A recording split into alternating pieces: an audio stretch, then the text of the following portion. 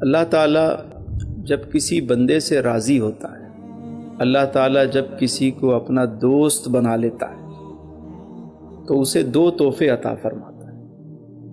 پہلا تحفہ فرمایا لا خوف علیہم ولا ہم یحزنون۔ پہلا تحفہ یہ کہ اس کے اندر سے خوف ختم ہو جاتا ہے، خوف ختم ہو جاتا ہے۔ اور دوسرا تحفہ یہ کہ اس سے غم بھی ختم ہو جاتا ہے۔ جب رب تعالیٰ کسی کو اپنا دوست بناتا ہے تو یہ نہیں فرمایا کہ میں اسے بہت زیادہ مال دیتا ہوں نہ، یا میں اسے بہت زیادہ دنیاوی نعمتوں سے نواز دیتا ہوں، یہ نہیں فرمایا۔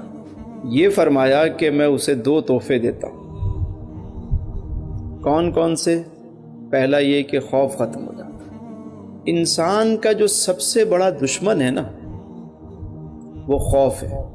انسان جب بھی مرتا ہے نا، خوف سے مرتا ہے۔ آج دیکھیں کہ کوئی بھی واقعہ ہو جائے، ہم نے بچپن سے سنا ہے کہ سانپ کے کاٹنے سے بندہ نہیں مرتا، اس کے خوف سے مر جاتا ہے۔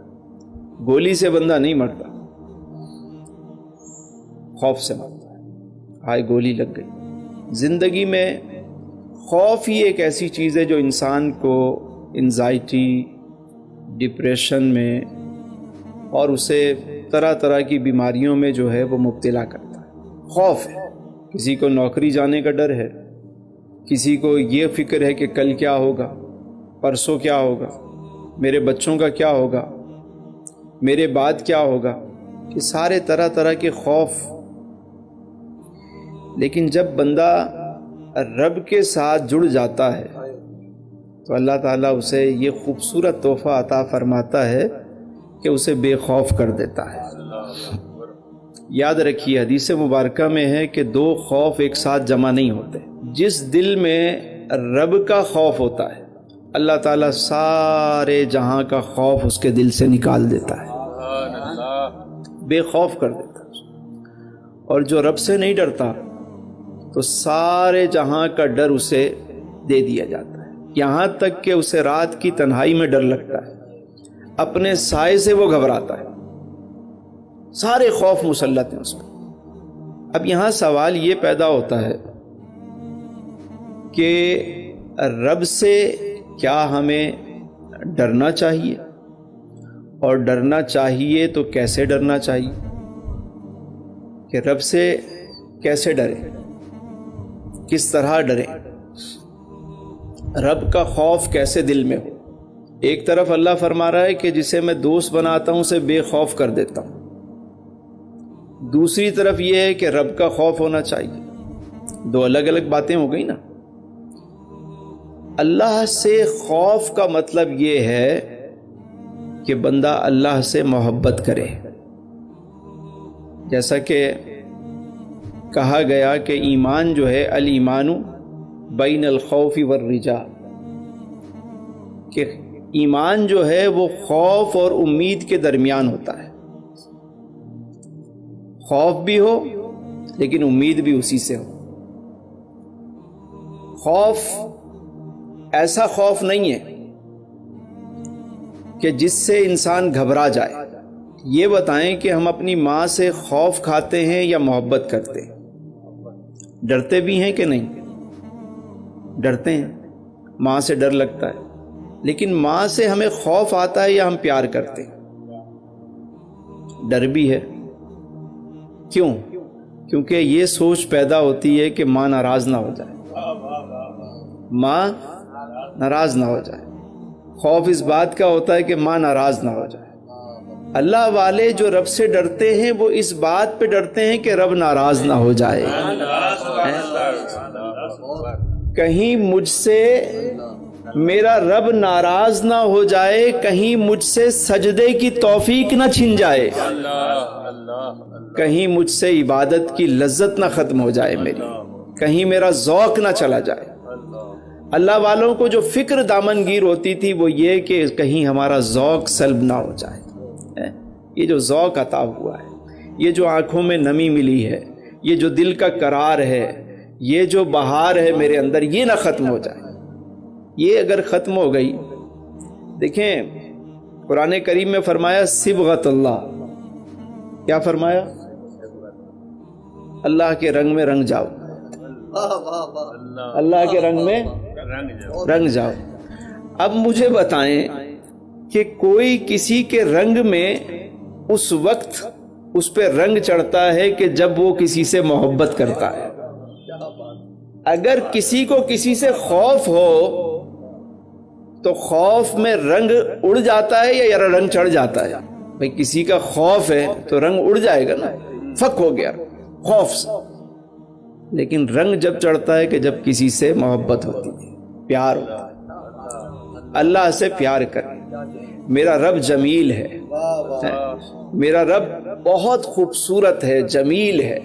وہ کریم ہے، وہ رحیم ہے، وہ ستار ہے، وہ غفار ہے، سبحان اللہ، وہ رحمان ہے، وہ رحیم ہے. فرمایا الحمدللہ رب العالمین. میرا رب تو عالمین کا رب ہے. اور رب پتہ ہے کسے کہتے ہیں؟ رب کہتے ہیں پالنے والے کو. میرا رب تو پالنے والا ہے. الحمدللہ رب العالمین. اور جب محبوب کی باری آئی تو فرمایا میرا محبوب رحمت للعالمین ہے. سبحان اللہ، سبحان اللہ. جہاں تک رب کی ربوبیت ہے، خدائی ہے، تمام عالمین کے لیے جب رب ہے تو اپنے محبوب کو بھی تمام عالمین کے لیے رحمت بنایا. سبحان اللہ، سبحان اللہ. تو جب پالنے والا بھی کسی کے پاس ہو اور رحمت والا بھی ساتھ ہو تو پھر ڈرنا چاہیے. بولیے ڈرنا چاہیے. خوف نہ رکھ رضا ذرا، تو تو ہے عبد مصطفیٰ، تیرے لیے امان ہے، تیرے لیے امان. سبحان اللہ. تو یہ جو بات کی جاتی ہے نا کہ ڈر، بیسیکلی یہ محبت کا ڈر ہے. کہیں رب ناراض نہ ہو جائے، کہیں رب ناراض نہ ہو جائے، میرا رب ناراض نہ ہو جائے، مجھ سے کہیں عبادت کی لذت نہ چھن جائے. ایک سیٹھ صاحب اپنے ملازم کے ساتھ جا رہے تھے گاڑی پہ.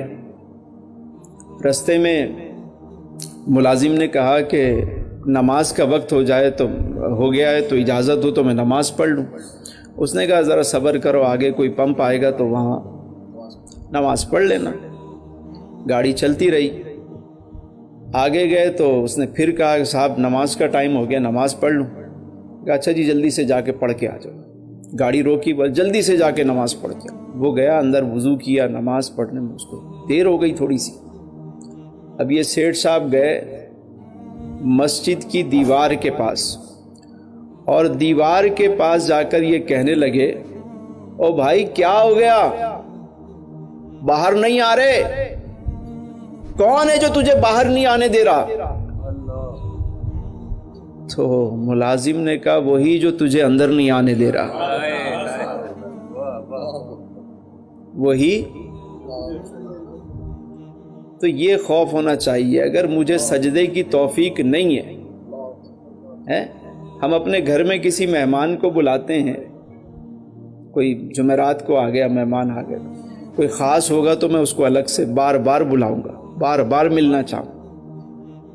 تو جو خاص رب کے مہمان ہوتے ہیں نا انہیں 5 وقتہ حاضری کا موقع ملتا ہے. جو اور خاص ہوتے ہیں وہ صلاۃ التہجد بھی ادا کرتے ہیں، وہ تہجد کی نماز بھی ادا کرتے ہیں، صلاۃ الاوابین بھی پڑھتے ہیں، اشراق و چاشت کی بھی انہیں توفیق ملتی ہے. جو پیارا جتنا ہوتا چلا جاتا ہے اسے اتنی زیادہ سجدے کی توفیق ملتی چلی جاتی ہے، بڑھتی چلی جاتی ہے. تو اگر یہ توفیق نہیں مل رہی، ذکر کی توفیق نہیں مل رہی، قرآن رکھا ہوا ہے اور پڑھنے کی توفیق نہیں مل رہی، تو آپ خود سمجھ جائیں کہ آپ کو اپنے رب سے محبت ہے یا نہیں. یہ جو نشستیں ہوتی ہیں یہ بیسیکلی یہی ہے، حاصل یہی ہے، رب کی محبت اور اس کے محبوب کا عشق. ہم یہاں پہ کوئی تقریر کوئی اس لیے نہیں بیٹھتے، ہم تو بس یہی چاہتے ہیں کہ لوگ حضور کے عشق میں آنسو بہانا سیکھ جائیں، زندگی کا حاصل مل جائے گا.